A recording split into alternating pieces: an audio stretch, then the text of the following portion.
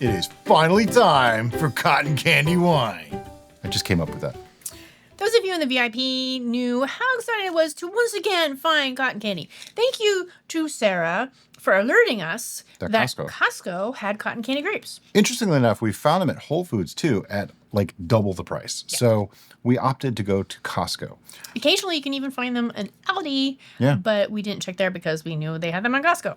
Now, cotton candy grapes, they taste kind of like cotton candy when you eat them. I've heard that it sometimes transfers over to the wine. Some people have said it doesn't. So we're going to find out for ourselves. But you might be wondering why there's a food processor container right here. It's because I'm going to blitz these suckers. We have 6 pounds that we froze because, well, we were both kind of ill last week and we bought them fresh, intending to use them fresh in the next 2 days. But we were both kind of sick, so we didn't get to it right away, so we froze them, which is a good thing because it breaks up the cell walls as well. Now, do we feel that it's absolutely necessary to blitz them? Probably I personally not. don't. But so many people are like, why don't you do this? Why don't you do that? You should do this. Something else I want to point out. I'm not even going to take them off the stems. Oh, you are? Nope. We're going to blitz the stems stems and everything. I'm not really going to make this into mush. I just want to break them up a little. That's all I'm really doing is just mashing them slightly. Now, before anybody freaks out that, oh, but what about the seeds? They're seedless grapes. There's no seeds. You might be wondering, why are we doing this? We've never done this before, and that's exactly why we're doing it. There are usually more than one way to solve a problem in homebrewing, and I see this as, this is a problem. We have whole grapes that I want mashed up. I can either do it by hand and squeeze each one, or use a potato masher, or blend them if I really wanted to. I don't really like that idea. So I thought, food processor, just a couple of quick blitzes just to break them up a little bit, and I'm gonna have to do 2, maybe 3 runs. So I'll be back once that part is done.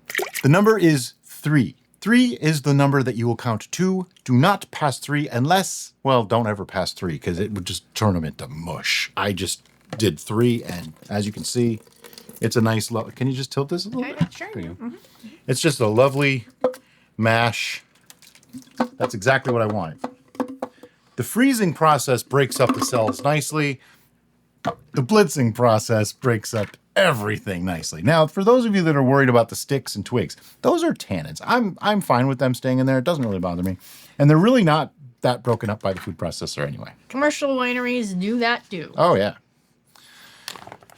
All right, I'm gonna finish these up. I'll be back in a minute. All right, so here's our third and final batch here. If you could just hold that sideways. Lean it. There we go. Otherwise it splashes everywhere, as you found out. Do you want the spatula? The spattle? No, I'm gonna rinse it out with some water. See? You know, there's more than one way to skin a cat. I hate that saying, by the way. Why did you say that? There's more than one way to get things done. Put some water in this and just rinse it out. Because we're gonna add water anyway.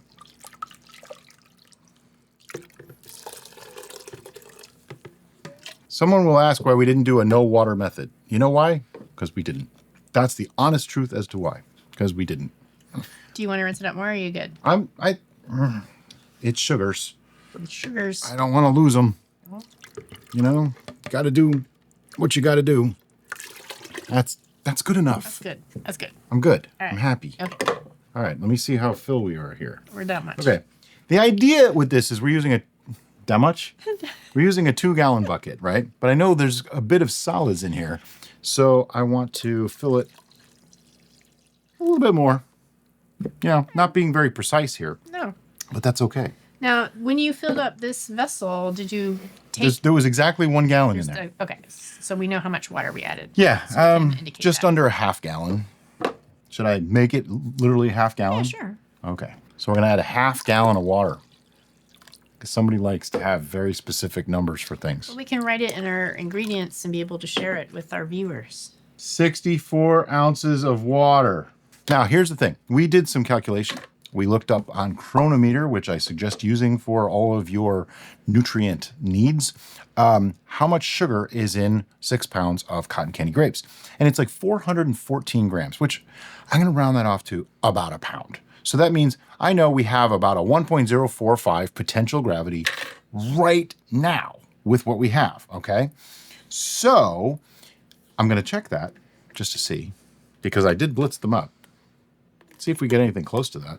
It's really not pretty looking right now. Just looks like green mash. Because it is. Yeah.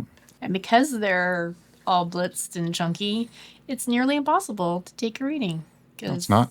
You gotta No, it's not. I got it. You got I it? got it. You got it. I'm All doing it. All right. See, when you say something's impossible, Yep. I take that as a challenge. Yep. Tell Brian he can't do it, and guess what? I normally will figure out a way.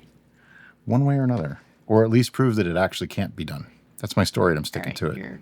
That's as much as you're going to get. Yep, I got it. All right. So I don't think all the sugars have been extracted yet, obviously, but it is already pulling a 1.020, so that's not too bad. I'm expecting it to be about a 1.040-ish in reality with all the sugars, so that's fine. So that begs the question. Target gravity for this? Well, we're going to be using Lalvin 71B, also known as The Beast. And the reason for that is because we know it's really, really good with fruity flavors. It's very consistent in our environment, and we know that it can usually go to anywhere from 14 to 16%. Because of our long and treacherous saga of trying to make this stupid wine. Oh, this one, we wanted something to work, so yeah. 71B hasn't let us down yet. So what I'm going to do is just kind of go backwards. I'd like this to be about 12 to 13% at the end. So if I say 13%,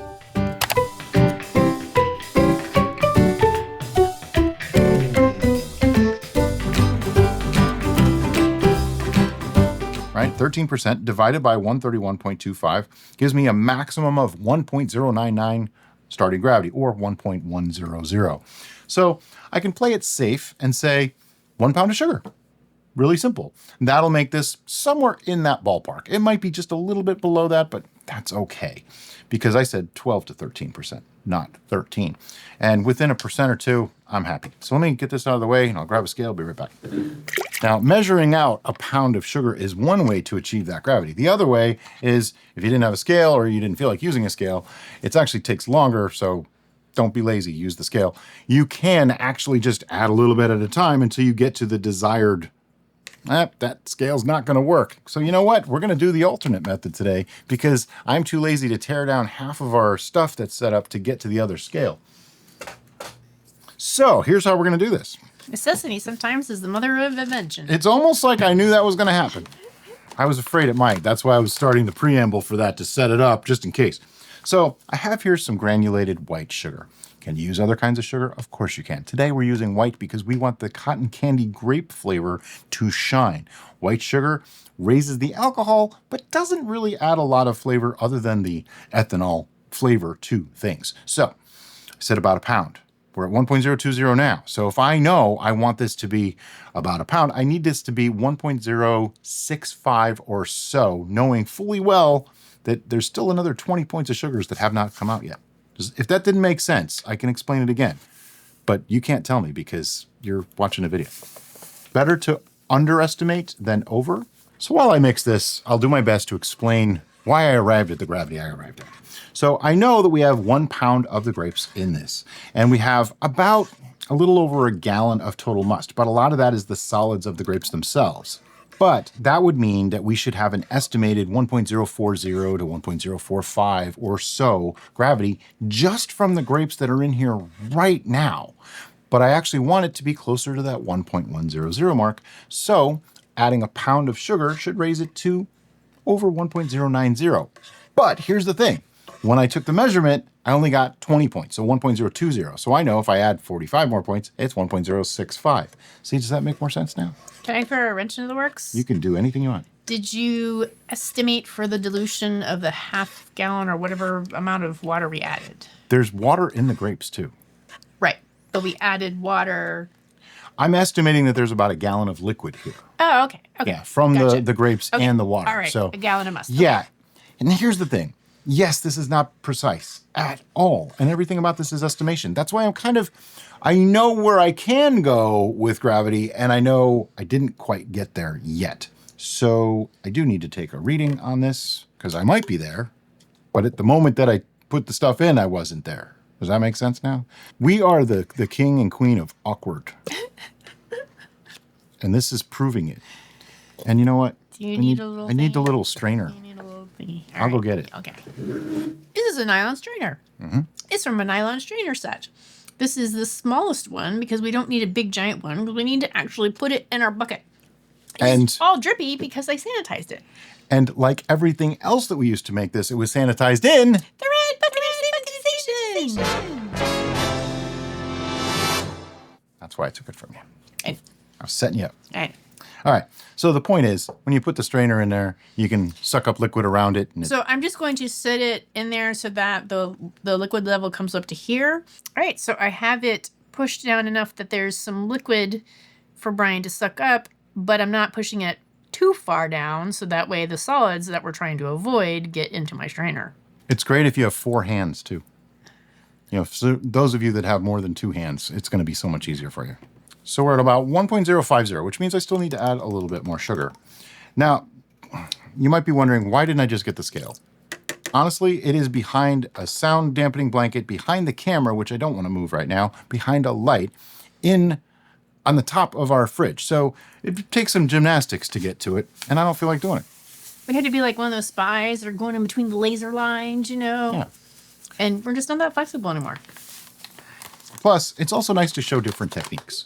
We always say that there's a lot of ways to do the same thing, and this is just another way. I know some people that just don't have a scale or, can't afford one, or for whatever reason, it's just not available. This isn't a fully viable way if you know what you need your gravity to be. And, I just told you how to do that. The real trick, though, is you want to make sure, hear that scraping? Not mixed.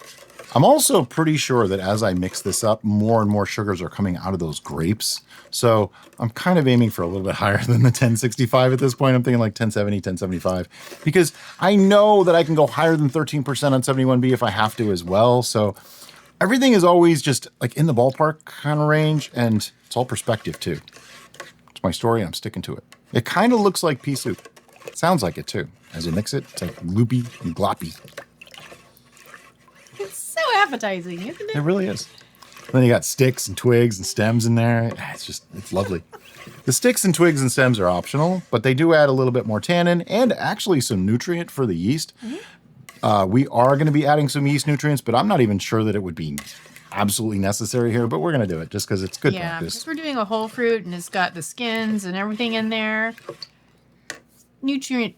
Who knows? Probably isn't necessary. All right, that brought us up to 1.060. Still need some more. I'm just going to hover. As I said, this process takes longer. You might be thinking, would it not have been quicker to just tear all that stuff down and go get the scale? You'd like to think so, wouldn't you? In our case right now, no, it actually wouldn't. But we are moving, hopefully. All things work out. We're moving anyway. And the scale will be much easier to get to. Yes. Both of them. Because we have 2 that are both in the same spot. Yeah. All right. That's probably more than I needed. It's okay. The mixing we will go. One more reading. I think this will be the end. Put in quite a bit, so 1.078. Not bad. Okay, so since we sanitized everything, the sample can go back in. And now I want to get this sloppy mixed. I want some aeration in here, because if you don't, you can get that dreaded sulfur smell that a lot of people have asked about.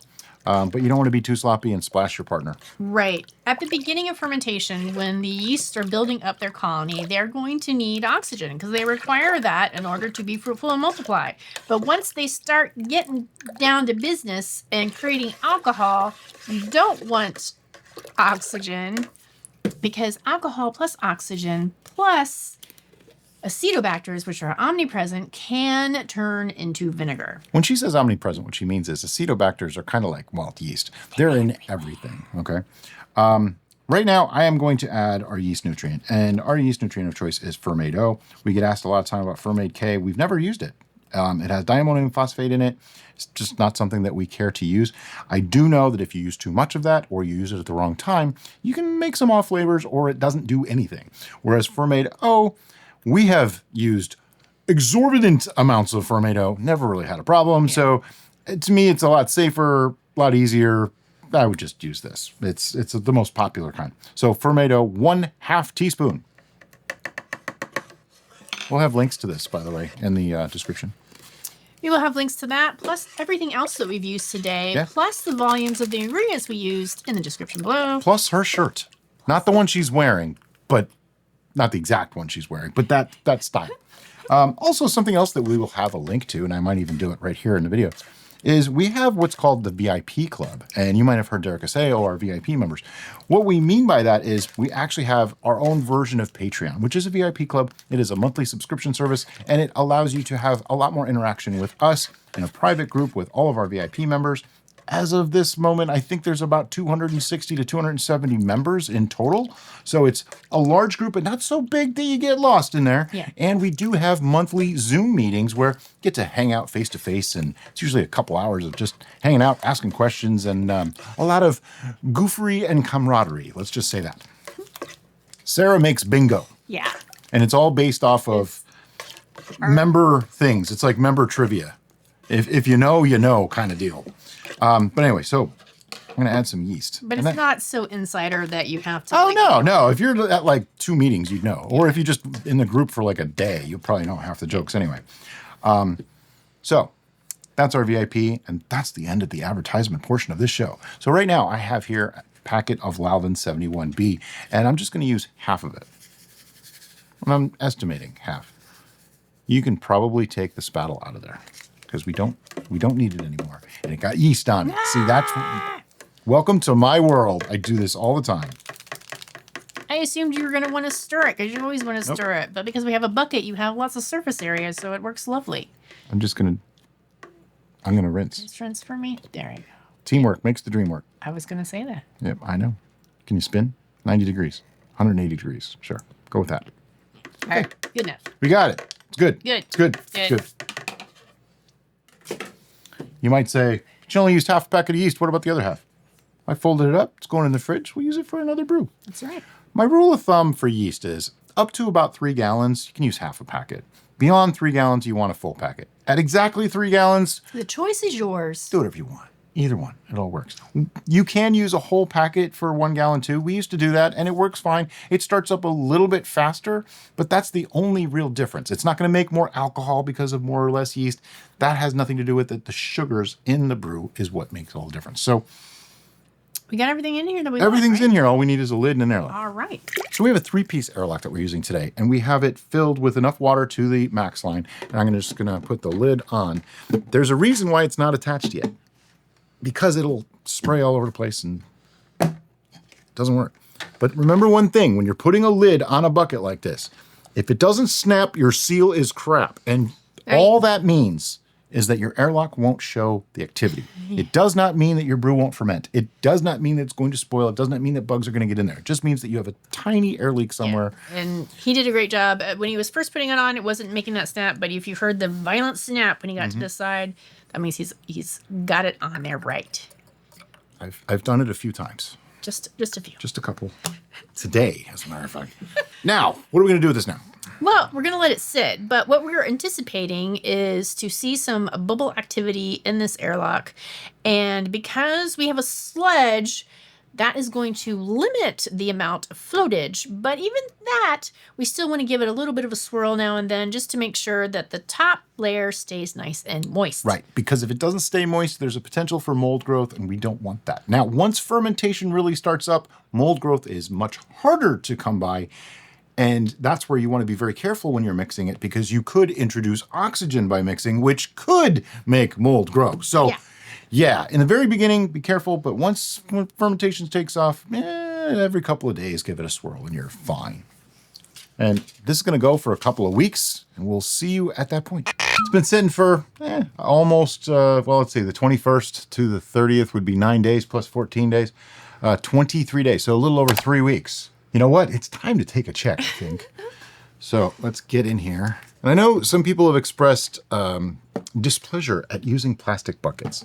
The only real issue that I have with a plastic bucket at all is the fact that you don't always get a great seal. That's it. And even that is not the end of the world. Wow, it doesn't look pretty.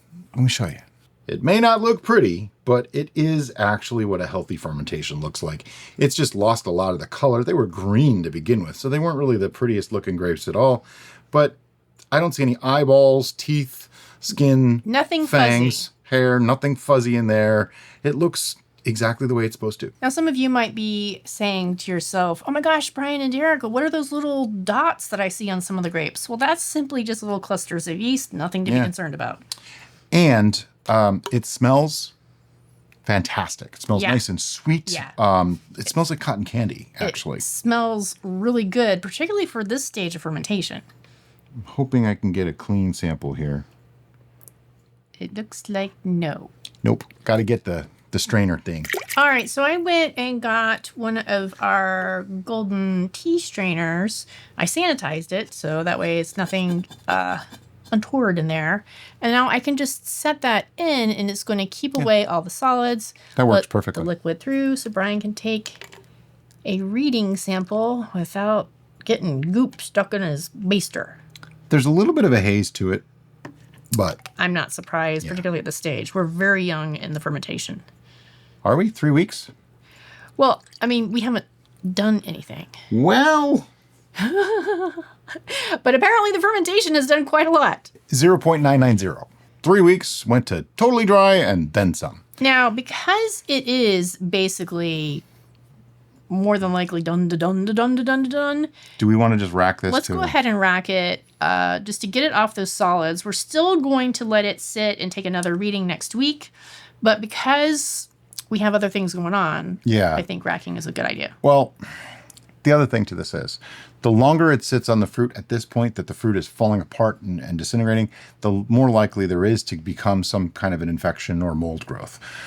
We also like fruit to be 2 to 3 weeks. It's a little over 3 weeks right now, so we're past that, which means we're probably not going to get much else out of the fruit anyway. So we may as well just take it off of there. Do you want to rack this to a pitcher, or do you want to guesstimate what kind of volume you're going to get out of that? I'm going to say, let's just do a narrow mouth, and call it good.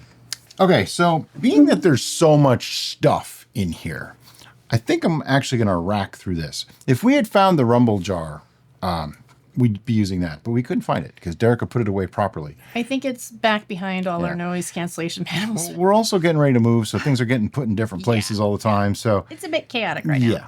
So the first thing we're going to do is actually put our sample that we took into this vessel. Sample, because if I pour it into here, it's just going to disturb all the leaves, and we don't want to do that. So since everything was sanitized here, you just want to be delicate so as not to oxidize. Though I will be honest, we've never had problems with oxidization or oxidizing, however you want to say it. Because I'm going to be using the tea strainer, I'm not going to use the cap. I'm just going to stick this right in there, submerge part way into the liquid. All these things, of course, have been sanitized.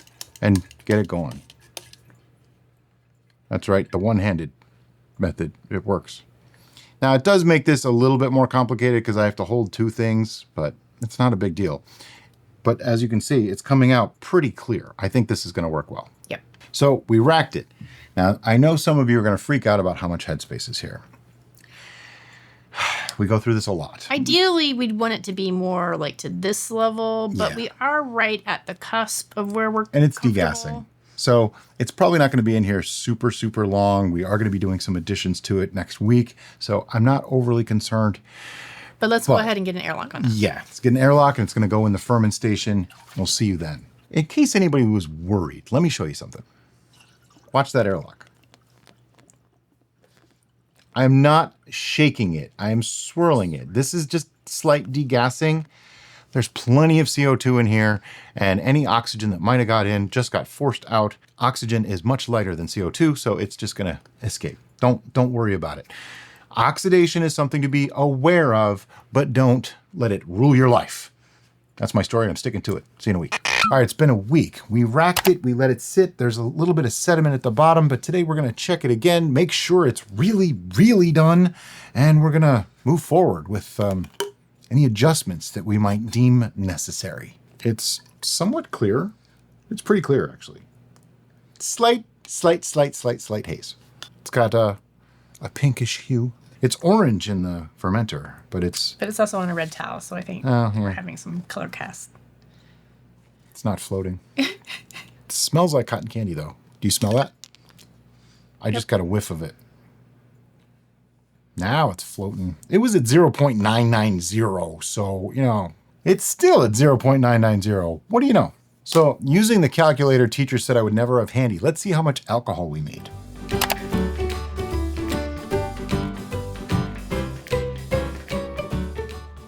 We started at 1.078 and we ended at 0.990. That means we used 88 points of gravity, or 0.088 times 131.25 gives us 11.55%. I'm just gonna call it 11.5.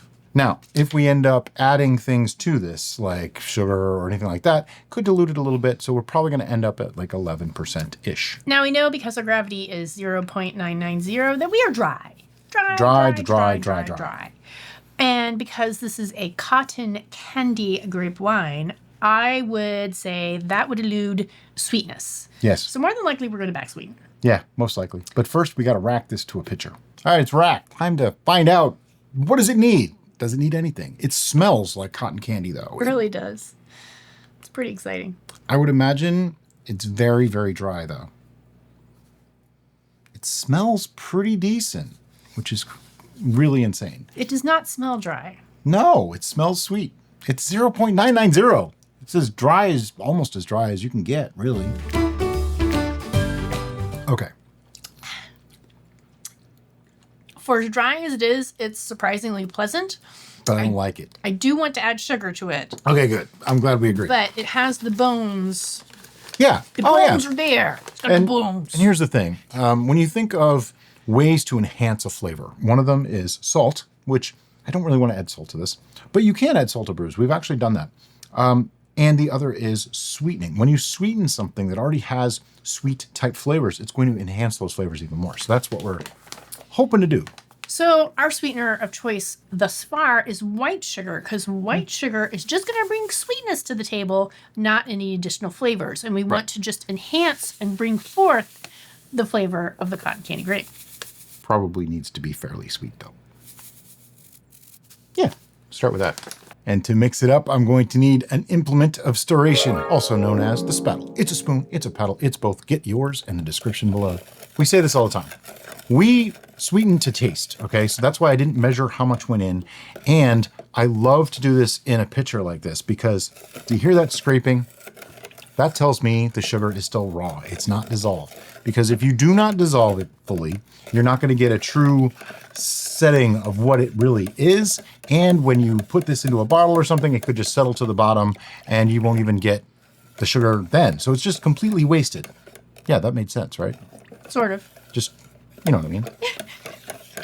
But you want to mix it all in because that way you can really know what it tastes like. Now, you might think, oh, but you're oxygenating. Not really. I'm stirring carefully so as to not introduce oxygen, and there's probably still a lot of CO2 coming out of this. So don't get crazy on me. Just go along, okay?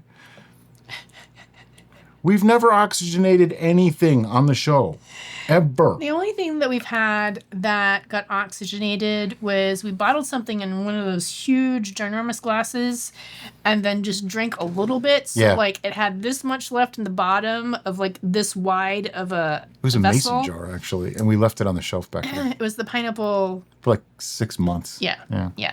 Don't do that. It's bad. There was this much left in it, and it tasted flat. It wasn't. Just drink it. It didn't spoil. Oh, it just. This is going to be awesome. Well, taste it. Let me know. Is it sweet enough? Okay, didn't think so. I didn't put much in. But you can feel the progression. Oh yeah, some of the young, and then there it is. Yep. All right, this needs to be More sugar. significantly sweet. I think we started to say it though. White sugar works just fine as a sweetener. It doesn't bring anything else to the party. Some people like to use various types of sugar, corn sugar, dextrose, things like that. You can use whatever you want. Just be very careful that the sweetener that you're using doesn't have an additive to it. Like powdered sugar tends to have an agent like cornstarch so that it doesn't clump. That is something you don't want to add to your brew. Yeah, I mean, a lot of the time it will just fall out of suspension, but you don't really want it in there in the first place. And if you decide that you want to use non-fermentable sugars, the one to avoid is probably stevia. Other than that, I mean, I've heard varying results with others. We don't use them anymore for a variety of reasons, mostly because the real stuff just tastes better. We just pasteurize and it's all good, which that's something we didn't mention yet. we are going to have to pasteurize this now or stabilize it in some way. Our preferred method is pasteurization. But we're testing another method that is very intriguing. Yeah. It does change the process a lot. It though. does. So It does. we have to see how it comes in to play. It smells exactly the same. Swirly. The smell should not change. We're getting there. I feel maybe just a little bit more. Yeah. I feel cotton candy should be overly sweet. Yeah. Though I'm not a good judge of cotton candy because I don't think I've actually ever had cotton candy. What? How could you not have had cotton candy? I was a weird kid. Apparently. I mean, that should be evident. I mean, I was a weird kid too, but I had cotton candy. Not a lot, but I did have some. I didn't really go to fairs and places that would have cotton candy available for consumption as a youth. So there's that. Okay. Funnel cake. Have you ever had funnel cake? I have had funnel cake, but surprisingly enough, it was more recently, and it was at the flea market. Was it when I took you? Oh my God. Wow. You were a sheltered child. I had different experiences as a child, not crap fair food. You call it crap fair food. I call it a wasted youth. Wonderful memories. It still smells exactly the same. That joke just never gets old. Or does it? How are we heading?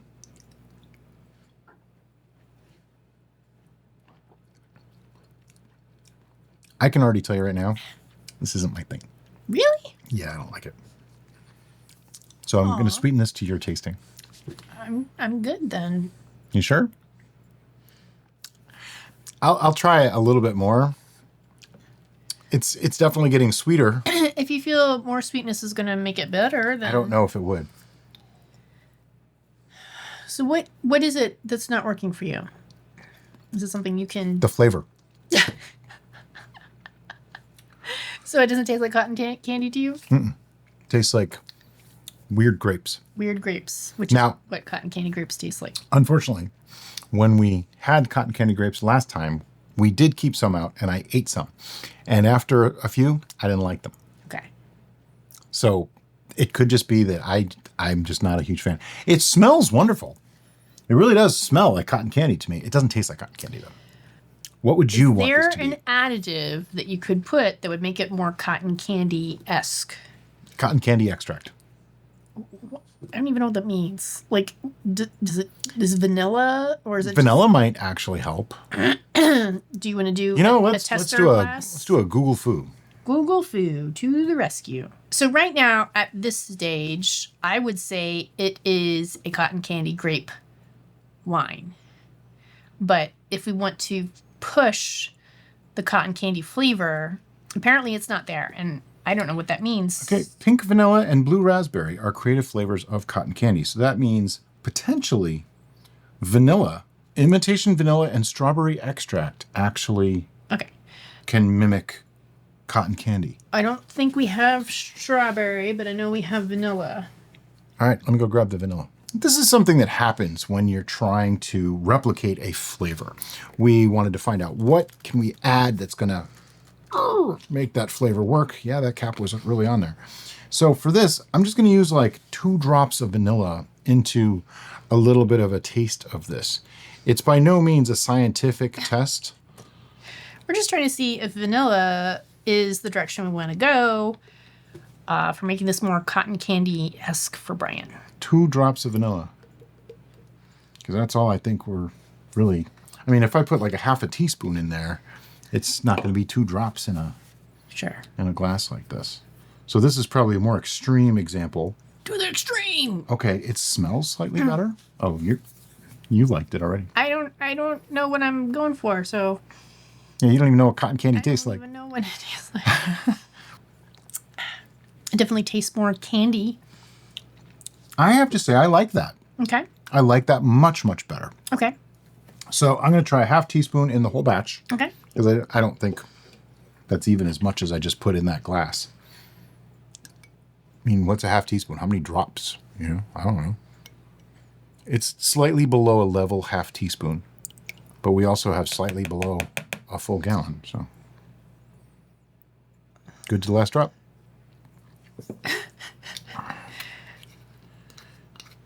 So at this point, I think we've deviated slightly from a true cotton candy, but I'm okay with that. We've deviated slightly from a true cotton candy grape, but we're trying to, True. we're striving for cotton candy. We're striving for good at this point. Because there comes a point where, okay, it may not taste exactly like cotton candy, but it tastes good. Because before it wasn't doing it for me. I just didn't like it at all. Do you want to go first?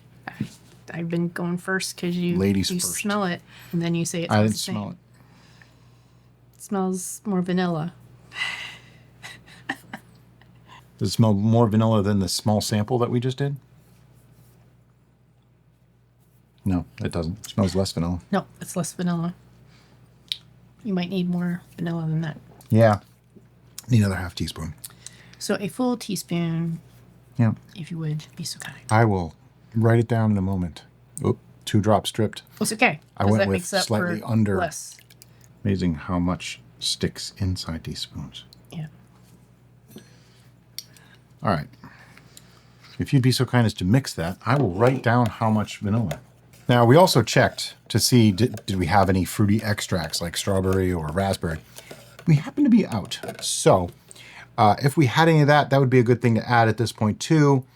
But to me, that just kind of masks the natural cotton candy flavor. Yeah. Vanilla is a modifier to me. It's not really a flavor as much. Sure. So that definitely smells more like the sample that I made the first time. Yep. I'm still getting the grape. Oh yeah, the cotton candy smell is still there. And I think that's the thing. A lot of the sponge sugar cotton candy that I had growing up probably had a significant vanilla in it already. Is that making you more happy? I think I can tolerate that. Okay. I don't know if I want it sweeter. It's feeling like it's starting to become very sweet. Okay. Normally at this point, I would say I want to add an acid to this. That may throw everything into chaos. It could also brighten the already cotton candy flavors, but there's a bitter thing in there that's what I didn't like that got masked by the vanilla. The acidifying might actually bring that forward again. Let me just get another small taste. Do you want to do a taster? I don't know that I could put so little acid in there to really make a difference. Sprinkle. No. I think we'll go with this as it is. All right, so now we need to take a gravity reading so we can tell you what the level of density that we back sweetened with sugar to. All right, for that I need the stuff to be able to take a reading. Yep. So this reading is just to tell you how much we sweetened it to. That way, we're not saying add a pound or a half pound or whatever, because if you have a different volume than us, like we started with 112 ounces or something like that, if your volume is slightly different than ours, it's going to be a different volume to add. But the gravity will be the same regardless. Right, and this way you can scale it up or down as you need to. We didn't sweeten this nearly as much as I thought we might. 1.016. Now that's really interesting because to me, it was starting to taste almost like it was going to be too sweet. And that's where balance comes into play. The number 1.016 on its own doesn't mean a lot. It just is an indication, because if you have a certain amount of tannin or you have more acids, it can actually play with that and make your brain not feel so sweet. Yeah, make your brain think it's not so sweet in the brew. And that's what I think would happen here if I started to add acidifiers. To me, it's a little low on tannin, and I think if I start playing with acidifying it, it's going to mess it up. So that's kind of a judgment call that you just have to make on your own. And that's coming from many years of doing this, making me say, this is probably as good as we're going to get this. I think if we decided to revisit this again, which we probably won't, but if we did, making a sparkling version of it might be the route to go. And I mean, we still could if you really want to. It would just have to be kegged.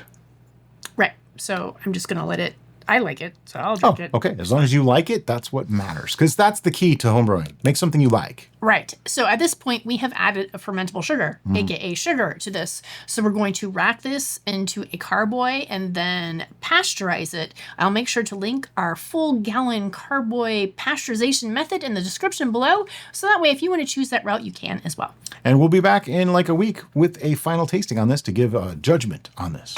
All right. We pasteurized it. It's been sitting for a week. It's not totally clear, but it's relatively clear. It's time to taste it and give it a judgment. It's pink. It's pretty and pink. It's got a slight haze. It has a pinkish hue. So when last we left this, we had sweetened it to 1.016. Yeah, it's hazy. It's got a haze. I mean, I'd call it, like you can see through it when you look at it. It looks like a rosé almost, kind of. It's like a 6 to a 7 on the clarity scale. It's just Smells fruity. It's bizarre smelling it. It's like grape cotton candy. Which is what it is. I know, but it smells like grapes and cotton candy. Actually, the cotton candy is less apparent now. Yeah. It's more fruity. I might like it better. I am enjoying the aroma. Yeah. Almost bubblegum. Yeah. Almost a bubblegum smell. Yeah. All right. Like juicy fruit. Going in. She almost didn't clink.